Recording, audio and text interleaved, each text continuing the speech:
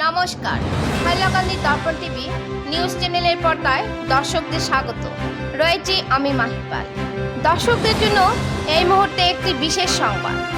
বন্যা নিয়ন্ত্রণ বিভাগ না বন্যা নিমন্ত্রণ বিভাগ, বিভাগীয় কর্তৃপক্ষকে তুলোধনা করে বেরেঙ্গাবাদের বেহাল অবস্থার উন্নতিকল্পে অতি সত্বর স্থানীয় সাংসদ এবং বিধায়কের হস্তক্ষেপ দাবি গৈরিক ভারত সভাপতি মণিভূষণ চৌধুরী। পরিস্থিতি যেদিকে যাচ্ছে, আর যদি কিছু মাত্রায় বৃষ্টিপাত হয় তবে শিলচর হয়তো বন্যা হবেই।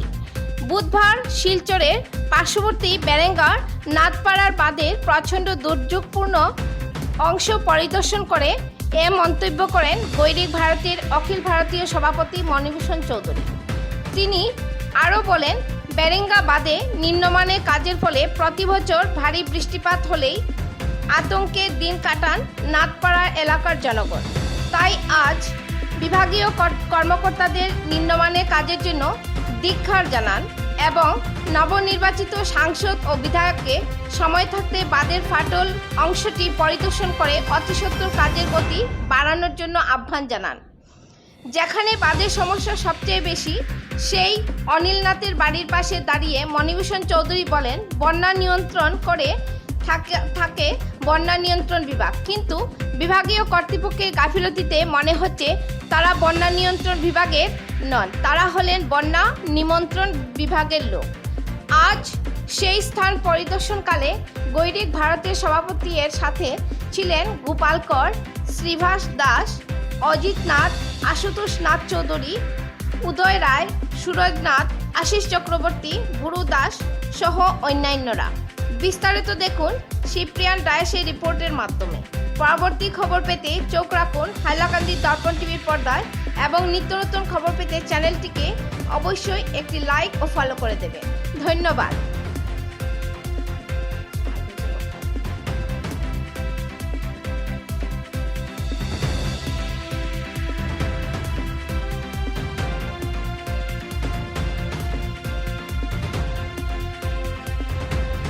আমরা আজ গৈরিক ভারতের পক্ষে অনেকে এসেছি বেরেঙ্গা নাথপাড়াতে।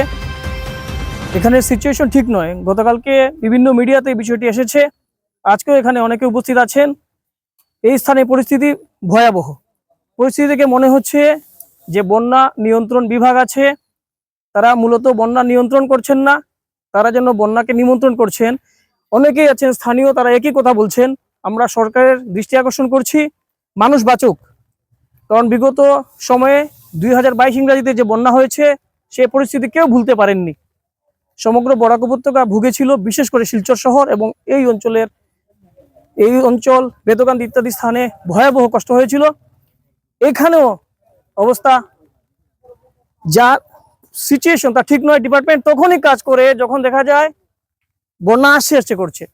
ডিপার্টমেন্টের কাছে যে বন্যা নিয়ন্ত্রণ বিভাগ আছে, বন্যা নিয়ন্ত্রণ বিভাগের কাছে স্থানীয় লোকেদের দাবি এবং আমরা স্পষ্টত দাবি করছি, আপনারা সময় মতো কাজ করুন, নতুবা মানুষ ক্ষেপে উঠবে। মানুষ যদি ক্ষেপে উঠে তা কতবার সহ্য করবে? 2022-এর যে সিচুয়েশন তা সহ্য করার মতো ছিল না। মানুষের ভয়ানক ক্ষতি হয়েছে। এইখানে মানুষের যদি ক্ষতি হয় তারা কতটুকু সহ্য করবেন? পরবর্তী সময় যদি শিলচর শহর ডুবে যায় তাহলে শহরেও ডুববে। তার সহ্যের অতীত বন্যা নিয়ন্ত্রণ বিভাগের যারা আছেন, ডিপার্টমেন্টের যারা আছেন বা বিভাগীয় মন্ত্রী আছেন, যারা বিধায়ক আছেন, সাংসদ আছেন, সবার কাছে বিনম্র প্রার্থনা, আপনারা সক্রিয় হন, জনগণকে বাঁচান, নতুবা জনগণ আপনাদের ভুলে যাবে। ফরিদ।